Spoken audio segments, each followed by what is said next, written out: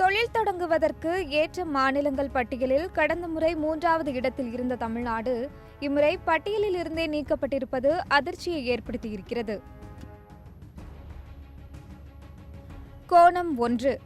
தொழில் முதலீடுகளை ஈர்ப்பதற்கு ஏற்ற சூழலை உருவாக்குவதற்காக பரிந்துரைக்கப்பட்டுள்ள 30 வகையான சீர்திருத்தங்களில் ஒவ்வொரு மாநிலமும் எத்தனை சீர்திருத்தங்களை செய்திருக்கிறது என்பதன் அடிப்படையில் இத்தகைய தரவரிசை தீர்மானிக்கப்படுகிறது. கேரள மாநிலம் மொத்தம் 9 சீர்திருத்தங்களை செயல்படுத்தி முதலிடத்தை பிடித்திருக்கிறது. ஆனால் தமிழ்நாடு ஒரே ஒரு சீர்திருத்தத்தை கூட செய்யாததால் அத்தகைய சீர்திருத்தங்களை மேற்கொண்ட 17 மாநிலங்கள் பட்டியலில் இடம்பெற முடியவில்லை. கோணம் 2.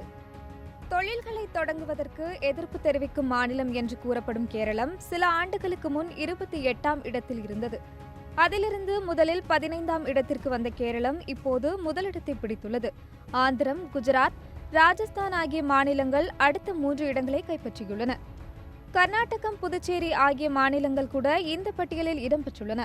ஆனால் தமிழ்நாட்டுக்கு மட்டும் இடம் கிடைக்காதது தலைக்குனிவை ஏற்படுத்தியுள்ளது என்று பாமக தலைவர் அன்புமணி ராமதாஸ் கூறியிருக்கிறார். கோணம் 3. தொழில்களை தொடங்குவதற்கான சீர்திருத்தம் என்று கூறப்படும் அனைத்தையும் ஏற்க முடியாவிட்டாலும் நமது மாநிலத்திற்கு பொருத்தமானவற்றை நடைமுறைப்படுத்தி இருக்கலாம். அதில் பின்னடைவு என்பது தமிழகத்தின் தொழில் வளர்ச்சியை பெரிதும் பாதிக்கும்.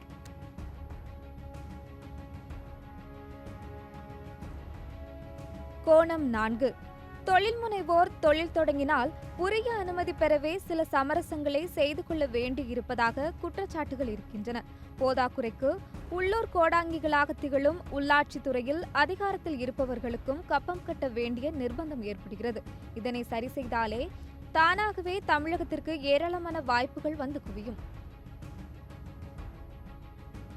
கோணம் 5.